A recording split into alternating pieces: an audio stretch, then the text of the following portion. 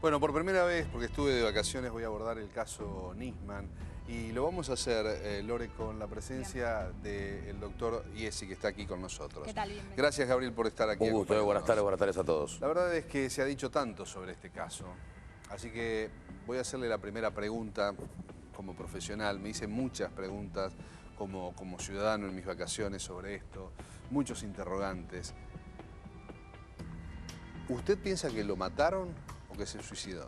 Porque para la justicia todavía esto no queda claro.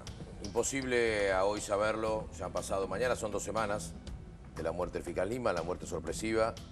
Ciertamente no hay nada concreto aún en la causa que nos permita poder determinar si terminó con su vida en forma personal, por así haberlo decidido, o si hubo la acción de terceros. Por eso, criteriosamente, y estimo yo que por un tiempo largo, la fiscal Viviana Feinken, quien está instruyendo la causa, la ha caratulado muerte dudosa. La verdad que el término muerte dudosa es un término ambiguo. La carátula es averiguación causales de muerte, o la carátula real es muerte sospechosa de criminalidad. Cuando una muerte sucede en estas circunstancias, cuando aparece una persona muerta en la vía pública, por ejemplo, y no se puede determinar si fue envenenado, si fue víctima de un homicidio o terminó con su vida en un suicidio, se barajan distintas posibilidades. Que hoy es lo que pasa en el caso de Gabriel, Nisman. su experiencia como abogado, ¿qué le indica respecto de los últimos resultados de laboratorio que curiosamente no muestran otro ADN más allá del de la víctima? Digo, en el arma, yo escuchaba la declaración de Lagomarsino, que fue quien le proveyó el arma, que él mismo dijo, yo le enseñé cómo activarla, cómo desactivarla y demás, y sin embargo, el ADN, que es algo que persiste en el tiempo, no aparece. ¿Cómo se explica esto? Bueno, yo creo que los resultados que ayer se conocieron en el quinto comunicado que hizo el Ministerio Público Fiscal, a través de la doctora Viviana Feinken, que es una fiscal experimentada y que hace, la verdad, muchísimos años está en la Procuración, son resultados meramente parciales.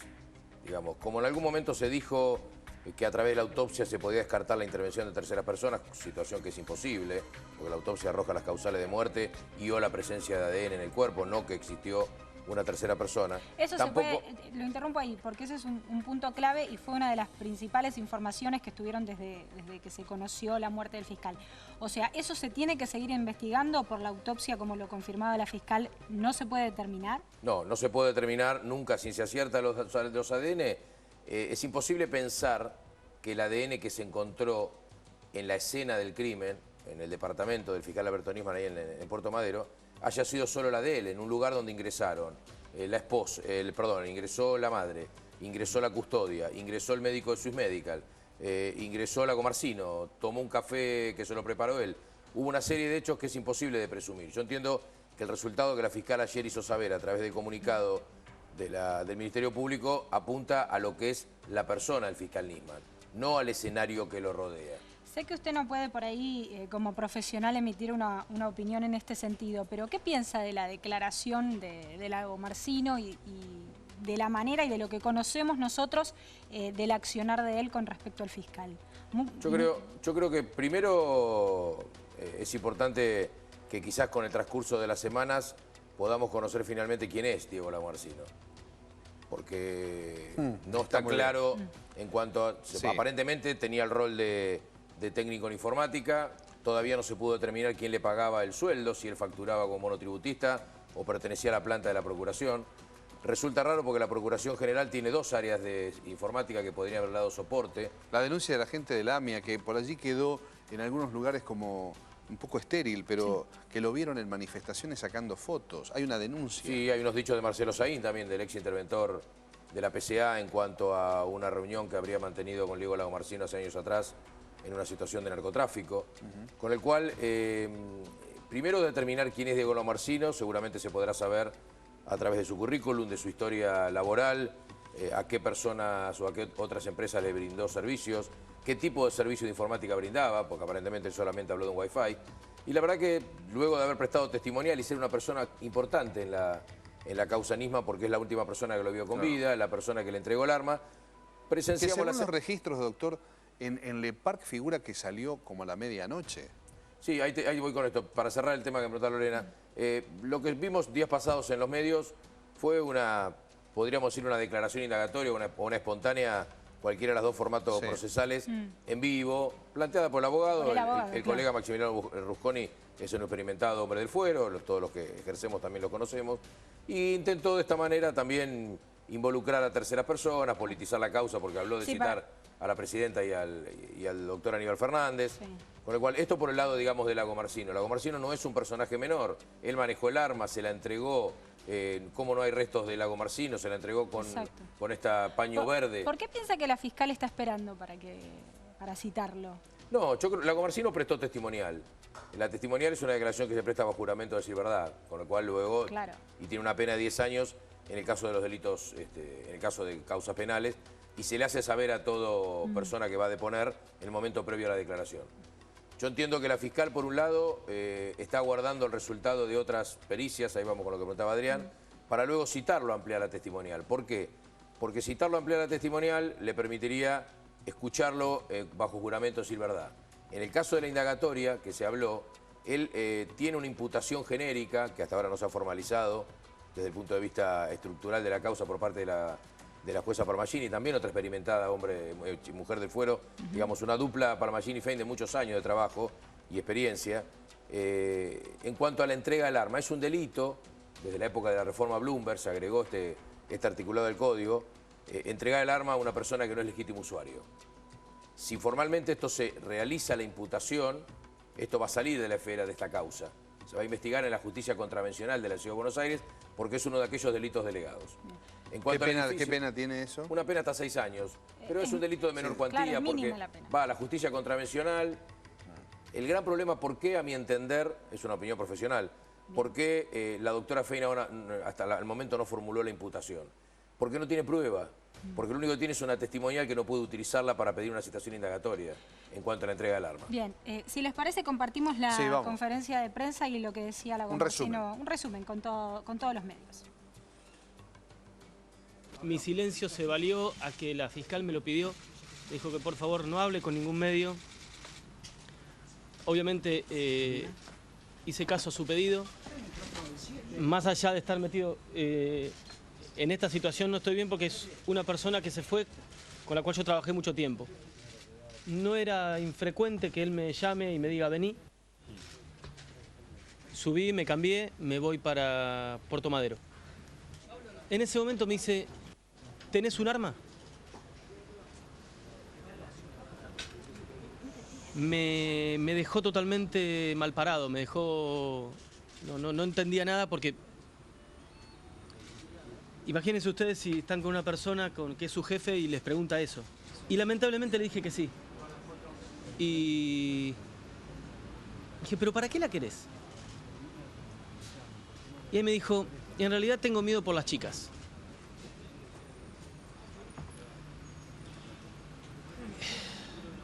Digo, pero Alberto, vos tenés seguridad. Y me dijo, pero ya no confío ni siquiera en la custodia.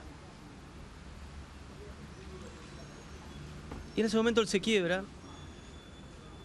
y me dice, ¿vos sabés lo que es que tus hijas no quieran estar con vos por miedo a que les pase algo? Y le dije, mirá, es viejo, no, es un arma vieja, es una 22, no sé de qué te vas a defender con eso. Me dice, no te preocupes, es para llevar en la guantera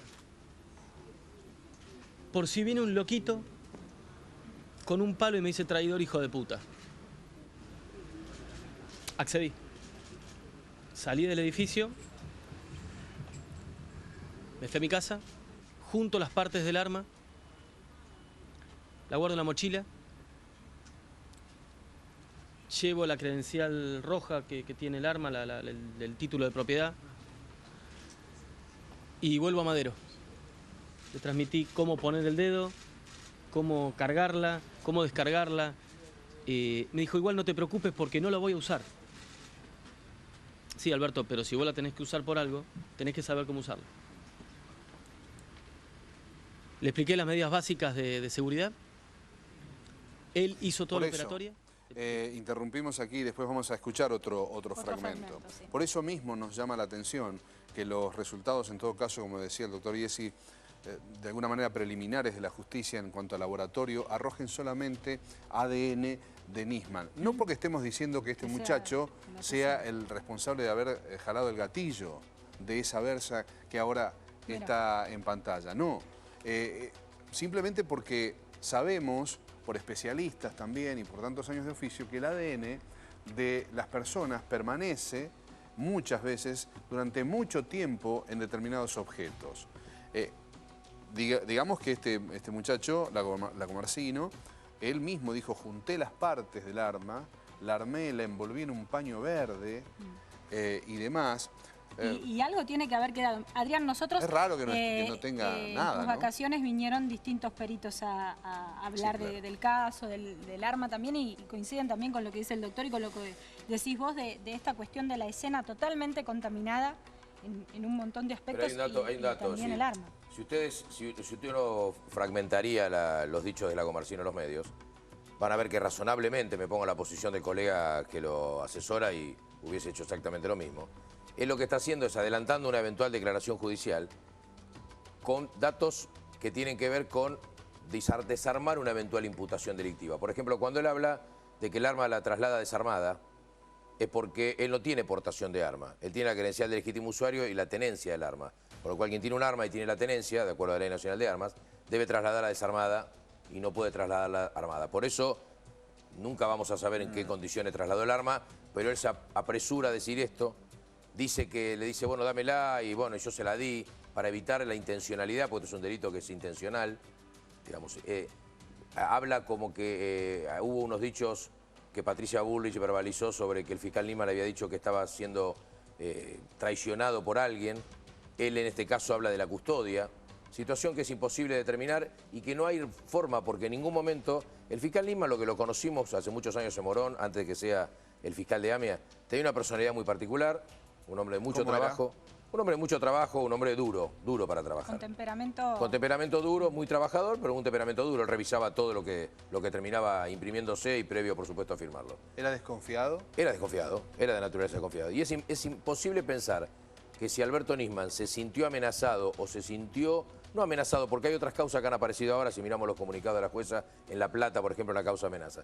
Pero que si él hubiese sentido que alguien de su custodia, de los cuales tenía un custodio que hace 15 años estaba con él, que bueno, la custodia es otro tema también para tratar, pero que hubiese llamado, él tenía la posibilidad de llamar a la ministra de Seguridad, al secretario de Seguridad, al jefe de policía, a cualquiera para decirle, mirá, no confío en la custodia, se la cambiaban al instante. Claro, y no existió esto. Es raro ¿Y por esto qué que llamó? se lo haya dicho a Lagomarsino, Claro, esta cuestión de él- no confío en la custodia. Pero Lagomarsino tiene una... Lagomarsino Lagomarsino tiene... de informática.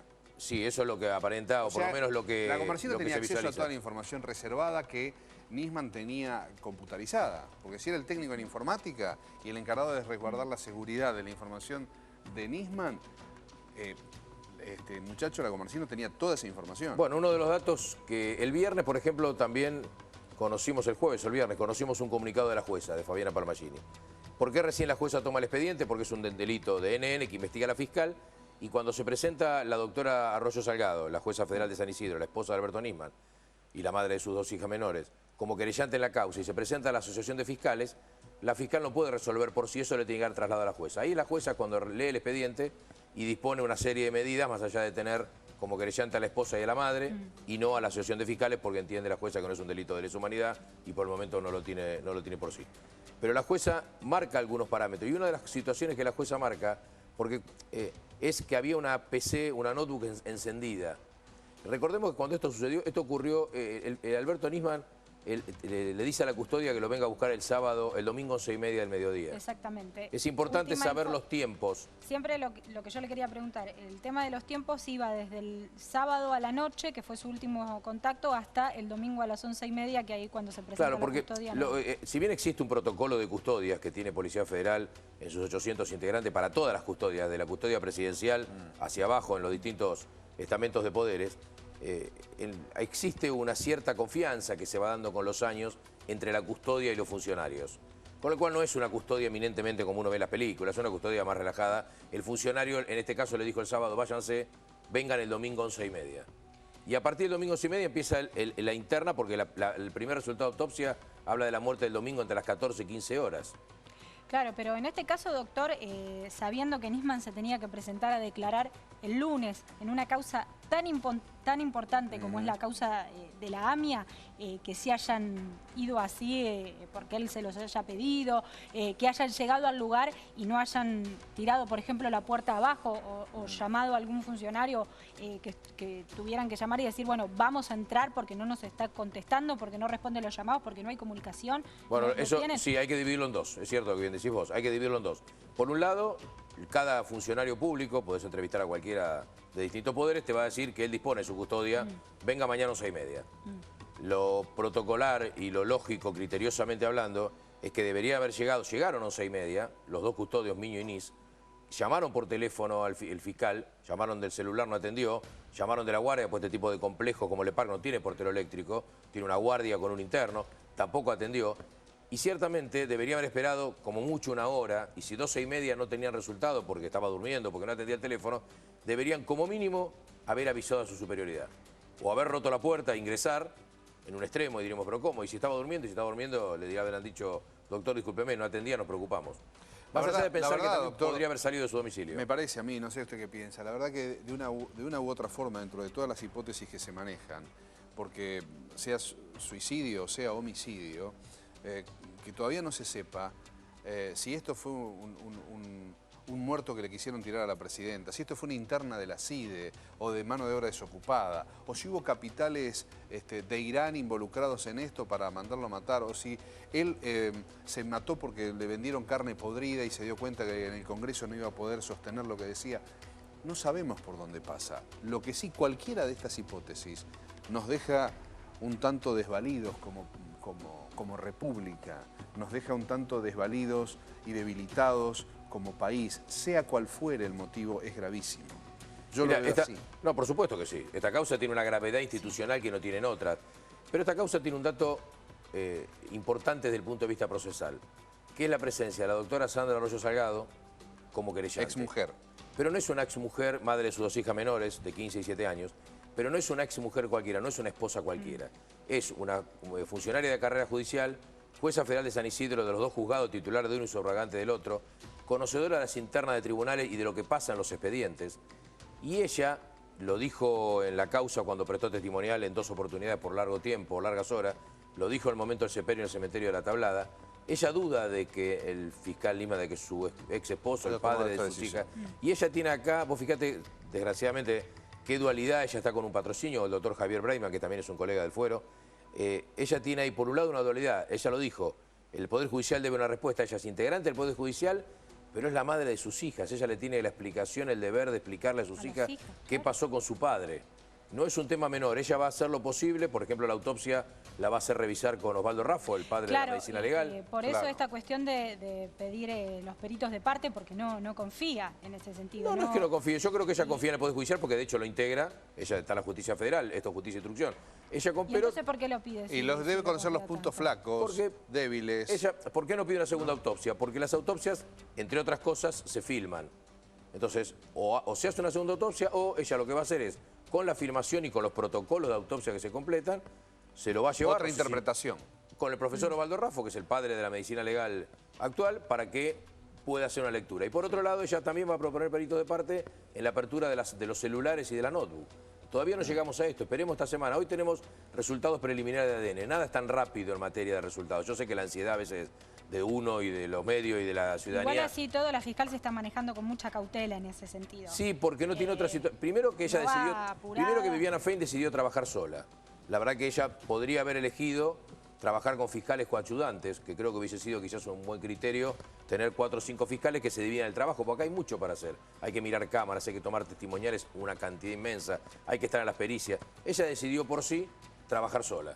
Pero tiene que esperar los resultados. Las cámaras, esto nos demostró, por ejemplo, que un complejo como Le Parc de Puerto Madero, las cámaras, gran parte no funcionaba, tenía adulterado los horarios, lo que me preguntaba vos anteriormente. Pero la gente que paga las expensas, que deben ser... gravísimo. Deben pagar una fortuna de expensas. No tengo dudas. Allí, ¿no? Digo, y generalmente en los ítems de expensas altas, el tema seguridad es el que más se lleva. Así es. Digo, con todo esto, debe haber también un revuelo. Es que quizás los copropietarios estaban convencidos de que todo funcionaba. Claro, hablan y cuando también pasó esto se dieron cuenta que no. Pero de ¿cuál las es la escaleras verdad? también que ¿Salió no Lago tienen Marcino a la medianoche? Porque eso también cambia. Bueno, eso lo va a poder determinar, entre otras cosas, la pericia del celular de Lago Marcino. Lago Marcino, cuando fue a prestar testimonial, entregó su celular. El celular tiene apertura de antenas, va a poder determinar dónde estaba. Él dice que fue ida y vuelta 2 veces desde la zona norte a la casa del fiscal Lima. Hay cámaras en el peaje, él dice que agarró por la autopista Ilia. Veremos si las cámaras... Todo esto, que rápidamente, en cuestión de segundos lo desarrollamos, demora su tiempo en la producción de la prueba. Y en una causa como esta, imagínense en una causa normal. Yo creo que esta semana vamos a poder empezar a conocer resultados de pericias tecnológicas. Hasta ahora son científicas. De pericias tecnológicas propiamente dichas en cuanto a celulares, en cuanto a notebook. ¿Qué había en esos pendrive encriptados que tenía Alberto él, Nisman? Al ser un especialista supuestamente en temas informáticos, pudo haber manipulado en este sentido de entregar el celular y haber, no sé, cambiado algo, o si tienen que hacer pericias en su computadora o en sus cosas. No, presumimos que no. La notebook de él no es la que está secuestrada. La que está secuestrada, Nisman tenía varias notebooks, tenía 3 celulares, se movía con una, digamos, dualidad de criterios. Lo que sí tenía acceso a toda la información reservada. ¿Cuál de todos? Lago Por supuesto, sin duda. Si es que tenía el rol que dice él tener. Veamos en la causa, seguramente, hasta dónde llegaba el trabajo de Lago Marcino, en cuanto a lo que es el sistema. Pregunta? Si se dedicaba a encriptar la información para evitar filtraciones. Usted tiene un prestigioso estudio jurídico, pero es un ciudadano, al fin y al cabo. Si quiere me contesta, si no, no. ¿Usted le creyó a Lago Marcino? Me resulta un relato armado, diferente al que prestó en la causa, y que refleja en la personalidad de Lago Marcino, por más que el colega, por supuesto, vuelvo a repetir, lo haya hablado previamente, refleja un nerviosismo muy grande en la situación de él. Por la situación en sí, por cómo se enfrentó y por lo que puede devenir de la causa, porque él no tiene un rol menor, él fue el último que lo vio, el que le entregó el arma. Tiene también, me imagino moralmente también porque si vos tenés una persona amiga, aun cuando sea tu jefe, que te pide que le entregues un arma y cuando vos le preguntás por qué, te dice no, por la seguridad de mis hijas. Primero las hijas estaban en Europa, pero te dice no, por la seguridad de mis hijas me van a pegar un palo. La verdad que hubiese podido pedir ayuda, no haberle entregado el arma. No sé si lo podemos buscar. En un momento habla, me parece a mí, ¿no? Por lo que yo escuché, Lago Marcino habla de no por las hijas que venían al otro día o que al otro día le iba a dar. Tenía temor por sus hijas. Que el periodismo, las hijas estaban hasta el 19 de enero en pero Europa. el periodismo le pregunta y él ya ahí no contesta y interviene el abogado. Dice, no, pero si las hijas no están en el país. Porque él en un principio iba a dar una conferencia de prensa sin responder nada por la información que tenemos de ese día y después, bueno, al final los periodistas empezaron a contestar y es ahí donde empieza pero pensemos por qué, empiezan a ponerlo nervioso. Pero yo te planteo una situación inversa. ¿Por qué decide él hablar en público? Él podría no haber hablado. El colega Javier Breima... Pero eso es la decisión de su abogado, no de él. Claro. El colega Breima, que es el abogado de Sandra Arroyo Salgado, patrocinante de la querella, decidió no hablar. Mantuvo un bajo perfil y trabaja en el expediente. Por algún motivo, que solo la estrategia, cada abogado desarrolla una estrategia diferente de los casos que le llegan, decidió salir a hablar, decidió salir en público, decidió dar esta conferencia de prensa. Entonces lo hizo para protegerse de lo que venía y para marcar algunas pautas que se contradicen también con lo que dice el expediente. Entonces, seguramente, si bien esto no tiene una validez judicial, sí hemos visto en innumerables resoluciones judiciales, por ejemplo la de Láscar y Fariña, que recuerdo rápidamente, cómo los jueces citan los dichos de las partes en los medios televisivos. Cuando fue un programa, cuando fue a otro. Si no es un tema menor lo que dijo, seguramente la fiscal habrá pedido una copia del tape y la jueza también, para luego tenerlo y confrontarlo, porque él entró el domingo, no entró el domingo, a qué hora se fue. Seguramente. Claro, figura en los libros de Le Parc, el edificio tan caro donde vivía Nisman, figura que Lago Marcino se retiró a la medianoche, ¿verdad? Del sábado. Del mismo sábado, cuando él dice que se retiró mucho más temprano. Bueno, por eso va a ser importante el tema tecnológico de teléfono. Claro, y que hubo aparentemente 2 visitas, porque finalmente con las cámaras de seguridad mucho registro no hubo, algunas no funcionaban y, por ejemplo, en la escalera directamente no había cámaras de seguridad. Este tipo de estructuras de edificios modernos, en primer lugar, no tienen cámaras en los ascensores principales. Por alguna cuestión de intimidad no se colocan, porque el copropietario no quiere. Tienen en los ascensores de servicio, en este caso se demostró que no andaba. Claro. Pero vos pensás que este complejo es un complejo que son 3 torres, con 44 pisos cada una, la Torre Río, Parque y Boulevard, Las torres se comunican por la cochera, con lo cual tiene un montón de lugares por donde eventualmente una tercera persona acceder. Vos podés alquilar un departamento en la torre arriba a tiempo compartido y por la cochera accedés a la otra torre. Claro, y la seguridad no te detiene porque vos te estás moviendo dentro del complejo. Claro, y en este sentido, ahí lo que yo le decía de las cámaras, las escaleras no cuentan con cámaras y que las del ascensor de servicio, lo que decía Las usted, escaleras de doctor, seguridad no tienen cámaras por regla general. En general, lo único que ninguna tienen son luces de emergencia y puertas ignífugas. Por cuestión de incendio, tienen puertas que no dejan pasar el fuego en el caso de un incendio. A mí me gustaría, yo sé que estamos, independientemente, le hablo a nuestro productor general, Alejandro Lewin, no importa, todas las partes son ricas. Si podemos avanzar un poco más con audio de la declaración de Lagomarsino. A ver. Junto las partes del arma, la guardo en la mochila, llevo la credencial roja que tiene el arma, el título de propiedad, y vuelvo a Madero. Me vuelvo a registrar, esta vez estaciono antes, estaciono sobre la calle principal del edificio. La primera vez estacioné más adelante, la segunda vez más atrás. Algunas cosas tenía detalles precisos y otras no. Me vuelvo a anunciar. La declaración que hizo aquí. Perdón, un detalle. Lo del arma es un dato importante por cómo la trasladó. Sí. No está la custodia abajo. Ah, sí, lo mandé a hacer un trámite. Me di cuenta que no estaba la custodia porque eran siempre los mismos coches y los conocía. Cuando vuelvo, veo uno de los vehículos de la custodia. Y como declaré ante la fiscal, para mí todos los custodios se llamaban Benítez, porque él hablaba siempre con Benítez. Con la diferencia de que yo siempre accedía entre el edificio, entre la reja del edificio y el edificio, a la parte de siempre accedía como servicio. que tenía una conducta una frecuente. una habitualidad en el ingreso. El custodio está entrando Dependiendo de los edificios, no conozco la Torre Parra de edificios, todos tienen registro de ingreso, algunos inclusive tienen un registro de esta característica, algunos tienen un registro biométrico, donde la persona coloca el dedo y se le toma una foto, inclusive con el ingreso de los delivery o el personal de servicio. Acelero mi marcha para subir, para alcanzarlo, y no tener que esperar a que suba, pues seguramente iba a subir al piso de él. Me lo encuentro, se abre la puerta del ascensor, recuerdo que estaba el carro del supermercado que se usa para subir las compras, y le digo, ¿cómo digo que dejen el carro en un lugar donde no va? Saco el carro, subimos juntos. Subo con él y él me pregunta, che, ¿qué opinás del 4G? Me preguntó si el teléfono de él le servía. Le digo, mira, la verdad, si no pueden hacer andar el 3G, no van a hacer andar el 4G. Pero es mi opinión personal, le digo. Llegamos al piso, él toca timbre en la puerta de servicio. Sale Nisman con un sobre de color madera en la mano, se lo entrega. No recuerdo si le dijo, toma esto, acá lo tenés, no le dio ninguna dirección, nada, al menos delante de mí. Bueno, el sábado, por lo que dice, ya tuvo 2 visitas. Claro, todo el sábado. Cuando le entrega el sobre que le van a llevar al periodista Totti, a Laureano Pérez Izquierdo, al domicilio a la zona norte. Por la situación. Me hace pasar al living. Le digo, ¿me convidas un café? Me da una cápsula y me dice, prepáratelo vos. Cosa que no era muy normal porque él era de hacer esas cosas. Me tomo el café y yo no soy experto en armas ni mucho menos, pero la persona que me enseñó a usar esa arma cuando la tuve, me enseñó las reglas de seguridad. Y le transmití eso. Le transmití cómo poner el dedo, cómo cargarla, cómo descargarla. Me dijo, igual no te preocupes porque no la voy a usar.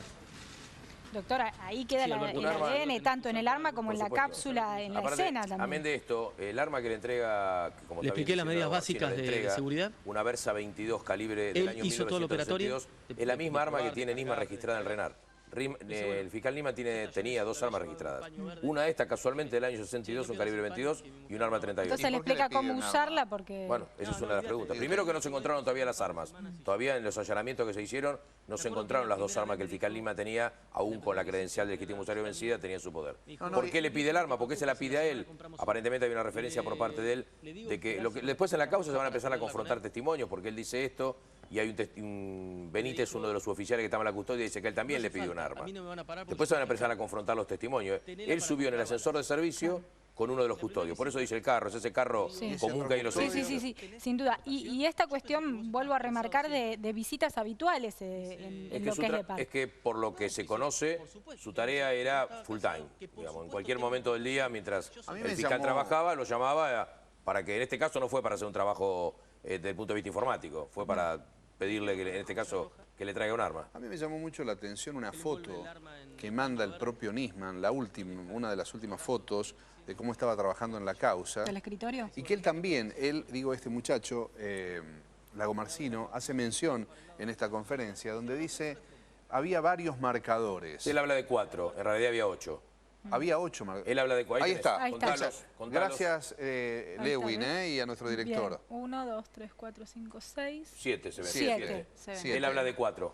Ahora, ¿todo esto solo? ¿Nisman estaba trabajando solo? Sí. Puede tener en ese sentido... su formato. Su forma de trabajo. Lo que tiene ahí es la denuncia que había radicado unos días antes ante la Cámara Federal.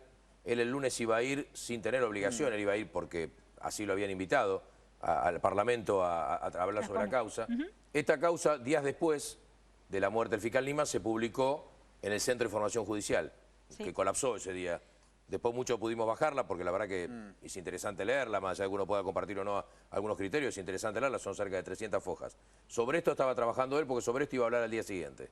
Pero es una causa que en definitiva él no iba a instruir, pues es una causa que él había formulado la denuncia, seguramente el fiscal, la jueza Servini, él es interín, mientras hace la denuncia, la jueza Servini de Cubría dice que esto no es un tema de feria, que ciertamente entiendo, comparto que no era un tema de feria, y la causa se pospone para febrero.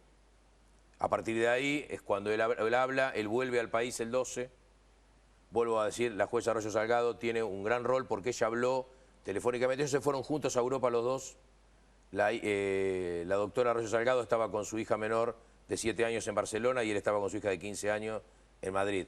En ese momento se produce una charla entre los dos telefónica, como los padres generalmente charlamos sobre nuestros hijos, aun cuando estén divorciados, y ahí se origina una discusión de por qué él la tiene que dejar a la hija, y él decide volver. A partir de ahí se aceleran las cosas.